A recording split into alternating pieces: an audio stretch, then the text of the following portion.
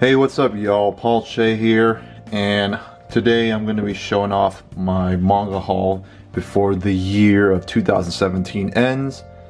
And again, I want to apologize for being absent again for a little while.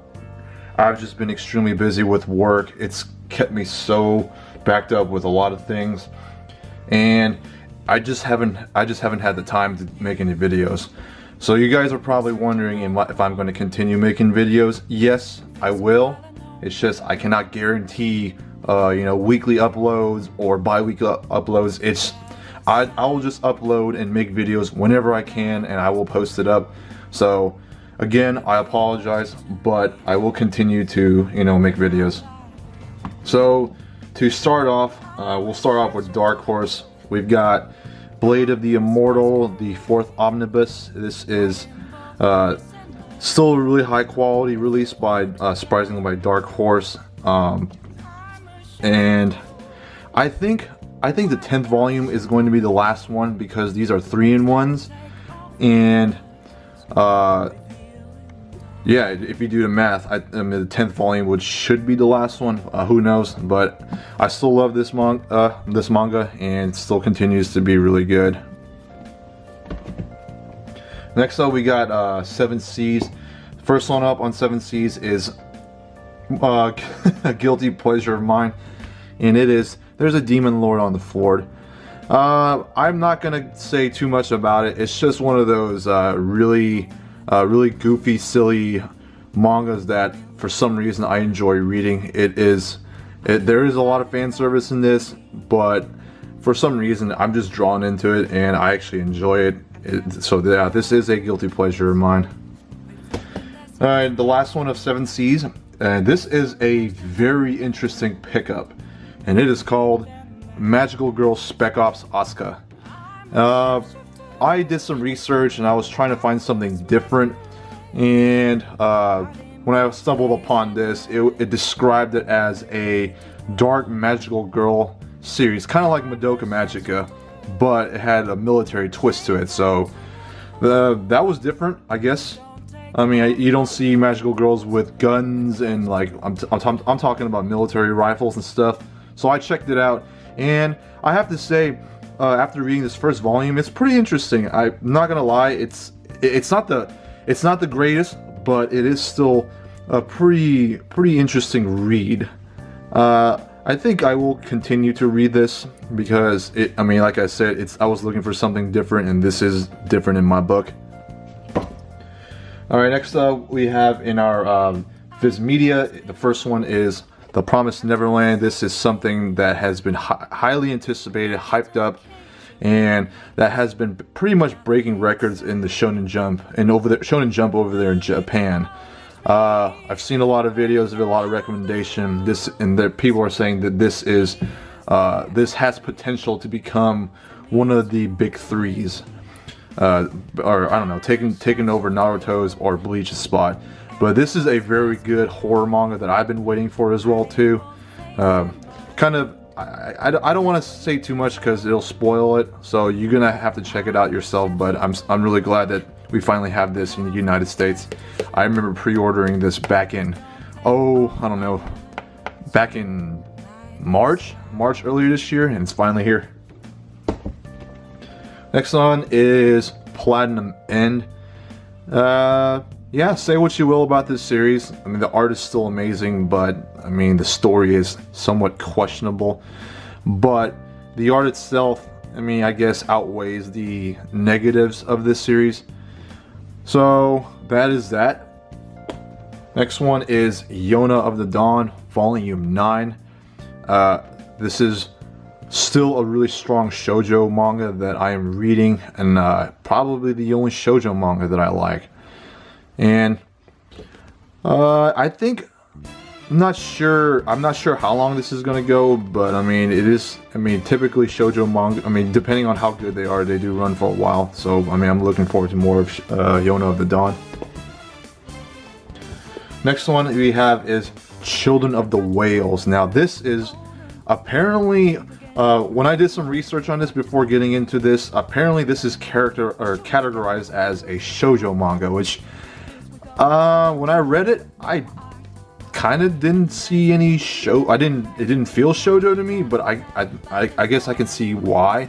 But this is a really good new manga that was picked up by Viz Media, and I think the anime is airing right now, but unfortunately Netflix picked it up, so you're not going to be able to watch it until they air it next season or next summer. Who knows? But this is something that I would highly suggest you guys to just check it out and see for yourself. And I mean, I like it. I mean, hopefully you guys would too. My Hero Academia Volume 10, the most recent one that came out. And yeah, this still continues to impress me. This still continues to, I guess, interest me, intrigue me a lot more. I think they're currently in the training arc. I haven't read Volume 10 yet. I'm only at Volume 8. Yeah, and this is another one of those manga that has potential to become one of the big threes. That's that for Viz Media. Next up is my Yen Press pickups. And the first one is Prison School Volume 8, or the Omnibus Volume 8. This manga just keeps cracking me up. I love it. Like I said in my collection video, this is one of the funniest mangas I've ever read. I haven't laughed this hard since Great Teacher Onizuka. From what I've heard, some people are saying that the current arc has dragged out a lot, and it has been confirmed that the manga is going to end in December 25th on Christmas, which I don't know how it's going to end. I don't know where it is at over there in Japan, but so far, I mean, from what I've read, it's just freaking hilarious, and I just can't wait to laugh more of this material. But yeah, it's a shame that this is ending. So yeah. Next one we have is Scum's Wish Volume 5. I like the manga. A lot of people say that the anime is a whole lot better. I personally have never seen it because it's locked behind a double paywall. But from what I've read, it's really good. I mean, yeah, it has some really, it has that really weird, it has some really weird romance in it, but that's the whole point of this. That's the whole point of this manga here. It's to make you feel all these kinds of weird emotions. But I think the 8th volume is the final volume of Scum's Wish. So, yep, that's that. Next one is what's it called? It is a guilty pleasure of mine, and it is Trinity 7 Volume 11. Say what you will about this series, but I enjoy it. I mean, it makes me chuckle a little bit, and I don't know, it's just one of those fun reads that I just like to have. Next one is Batum Volume 19. I'm not sure. I said it before in the other video, the 25th or the 26th video is the final volume, but from where it is right now, it seems like it is kind of wrapping up some stuff. But yes, that is Batum, the currently best battle royale style manga that is out right now. In the last volume, or last pickup for the Yen Press, is something that I know a lot of people never heard of, or probably don't bother to check it out, but it is Murcia Volume 4. I hope I said that right. Apparently that's how you say it in Spanish. Murcia is, like I said in my my collection video, it's a weird combination of like extremely gory, violent, action-packed, craziness mixed with Yuri. So I don't know how to describe it. It's just it's a very interesting read. It's crazy. It's surprisingly violent and gory. And if you like that kind of combination, you should definitely check it out. All right, and the final, I guess the last bunch of the lot that I have is Welcome, or my Kodansha pickup, and that is Welcome to the Volume 8. Yes, I still like this. It is still good, and the art's still amazing. I think Tomo Takuechi took a hiatus because Tomo wasn't feeling well, but apparently Tomo just got back off on hiatus and is starting to write chapters again. So that's good that it's continuing, because I do want to see where this goes. And the next one is To Your Eternity Volume 1. This is this needs no introduction. This is written and illustrated by Yoshitoki Oima, and that is the same person who did A Silent Voice, which is arguably, in my opinion, one of the best mangas I've ever read. I haven't read this yet. I'm going to read it tonight or tomorrow. I just know that it's going to be good because it's written by, you know, the one who wrote A Silent Voice. And I think the second volume is coming out pretty soon too. Kodansha is surprisingly releasing this quickly, which is good. And I am looking forward to reading this. Alright, the last one of my Kodansha pickups, and this is something that I have been waiting for such a long time, and I'm so happy that I got.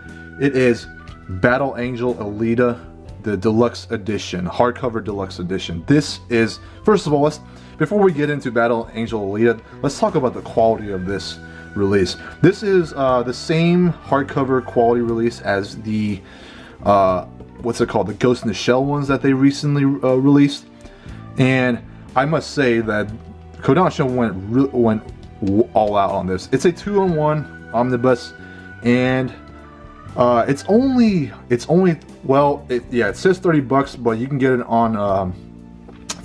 on Right Stuff for $20, and it is worth the purchase because not only the quality of this release is really good, but this is such a classic manga. I collected the original volumes that was originally licensed and published by Viz Media, but I unfortunately lost it and misplaced it. And I tried to get it. I tried to get the original series, and they are so out of print. They're so out of print to the point where price is not even the issue. And even if you do find a decent quality original release by Viz Media, I'm sure it's going to be, you know, a couple $100 just to get one volume. So to finally have this during this time in 2017, and having in this extremely beautiful re-released deluxe edition hardcover edition, it's such an honor to have this, and I'm so glad that Kodansha is putting some love into some of the older classic series. I'm not gonna say too much about what this is all about. You have to check this out for yourself. It's a really good classic to have, and I think there's 9 volumes total of the original volume, so I'm not sure if it's gonna be 5 of these or if 4, with the last one being a 3-in-1. Now, my final pickup, and this is not a manga, but I felt compelled to show it off, and it is The Art of Persona 5. First of all, Persona 5 is one of the best, if not the best game I have ever played in my entire life.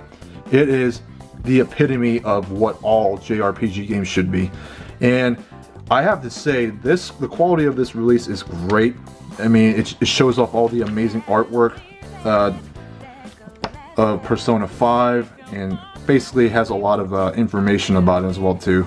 If you're a big fan of Persona, like I am, and if you haven't noticed, I put a lot of Persona music in my background for all my videos. This is a game that you need to get, and this is a art book that you need to have for yourself in your collection if you're a Persona fan. And that is all I got. I am still going to make the recommendation video of The Land of the Lustrous, and I'm also going to talk more about the art of Persona as well too, or Persona 5 in general. So look forward to that, and that's all I got. you guys have a wonderful day. Merry Christmas to y'all. Have a happy New Year. Stay safe. And if I don't see y'all at all later this year, I'll see y'all next year. Take care.